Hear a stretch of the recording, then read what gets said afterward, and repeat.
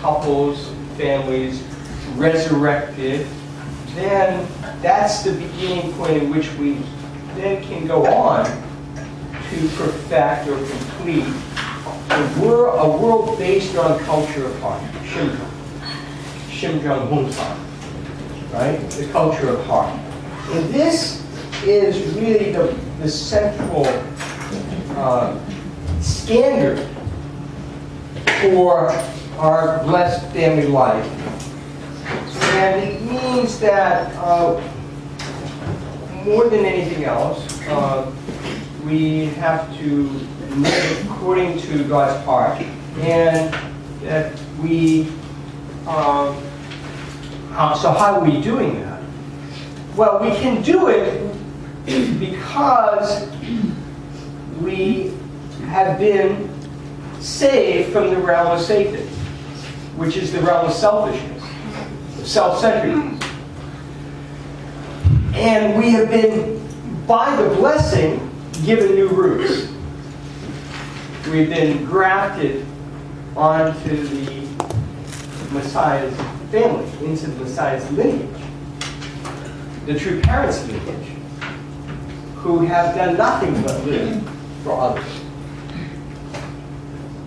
And so, in order to live in this culture of heart, it's another way of saying to live for the sake of others. Right? So it's through living for the sake of others that we can come to establish or perfect the world of heart. And in doing so, in doing that, we also manifest our new lineage, our rootedness in the true parents, in the original lineage, from God, centered on the perfected Adam and Eve, the true parents. And in this sense, we can understand that Abraham said that gravest sin is to hurt the heart of others. So in this sense, you know, you may think you're really a good person, you do all the right things, you know, you witness, you distribute autobiography, and help people, witness to people, have them come to the church, have them in spiritual children. And that's all necessary and good. Yet, most important is we never violate the heart of others, hurt the heart of others. And this is tricky because you may never think you do, but maybe you do. And okay, so you know, in that case, you might say, well, it's the other person's problem.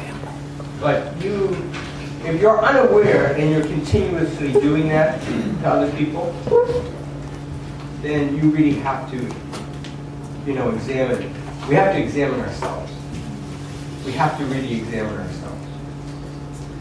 So in that sense, you know, self-awareness is not enough. We have to have awareness of the other, right?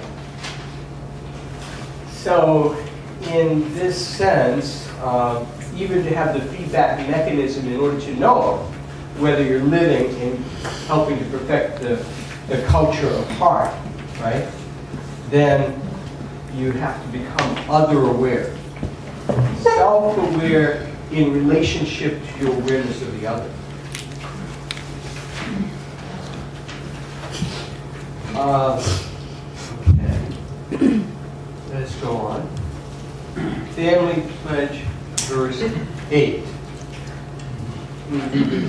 As the owner of childhood, our family pledges by centering on true love. As we enter the completed testament age, to appreciate the ideal oneness of God and humankind in love, through absolute faith, absolute love, and absolute obedience, thereby perfecting the realm of liberation and the realm of completely free in the kingdom of God on earth and in heaven. I think there's an extra preposition in there. It should be in the kingdom of God. The of in front of the kingdom of is probably not needed. So, this is an amazing time we live in, if we understand what this is saying, what Abram has been teaching us. We are entering the completed Testament age. The completed Testament age is, of course, where we live with God and true parents directly. In this sense, it's dawning in the midst of us. And rather like people, who were waiting for the kingdom of heaven. And Jesus said, where is it? It's in your heart. Okay. Well, we can understand that it's in the heart of the true family. And in the heart that, through the blessing, what we were bequeathed this world of true love. The world which is based on the Shimjung, God's original Shimjung. And the only way that we can enter this world and achieve the ideal of oneness with God, as true parents have. True parents have achieved the oneness with God, totally living for God, doing everything for the sake of God, with that consciousness. That is, true parents have lived in absolute faith, absolute love, and absolute obedience to God. No matter how difficult it has been, Abram will march, loving God, obedient to God. That we know. I talk to members all the time and they say, they have a lot of complaints about the church or the church, etc. But when we come back to talking about true parents, people always say, but I know no one loves God as much or as fully as Father has loved God. That's true. He's lived by this standard of absolute faith, absolute love, absolute obedience.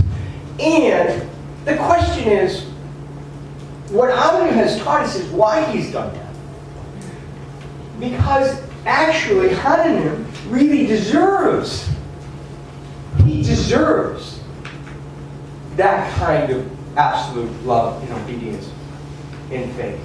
Because God's self, has done exactly that. God's created with absolute love and absolute obedience and absolute faith, pouring all of God's self. And that's what love really means, investing yourself in others. He did that completely in the act of creation, in this phenomenal creation. It was the result of God's complete investment. And in that creation, and one could say in the entire providence, God has continued to be absolutely loving, absolutely obedient, absolutely faithful. So, this is why he didn't intervene in the fall.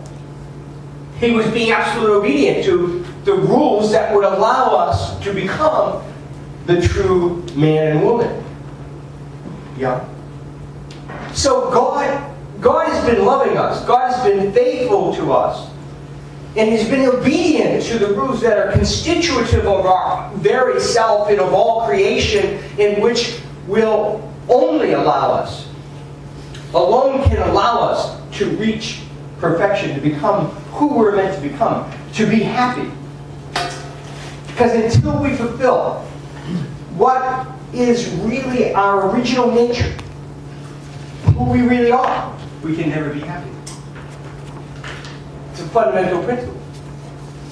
Is that unless you fulfill its purpose, the purpose of your being, you cannot be happy. You can't escape your original self.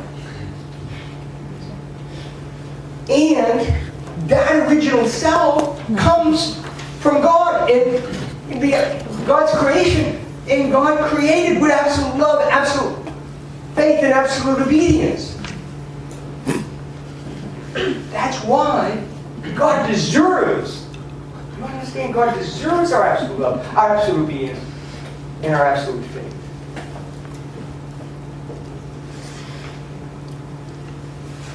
And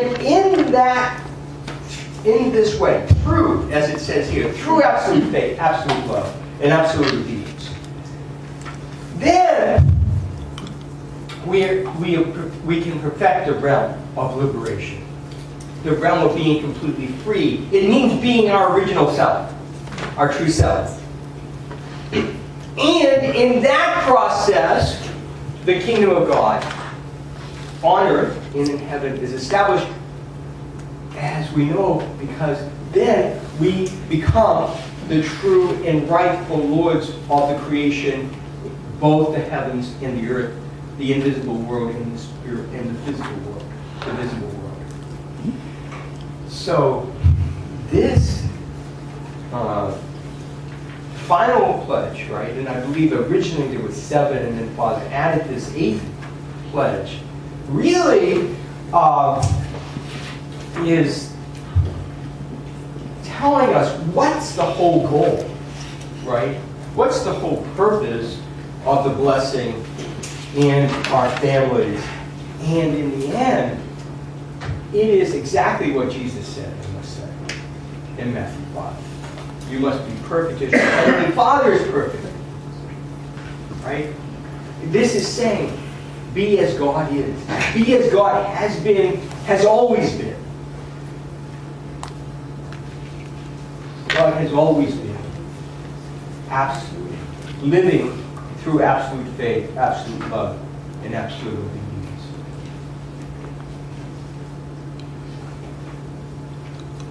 Okay, so this is actually the end of the first lecture.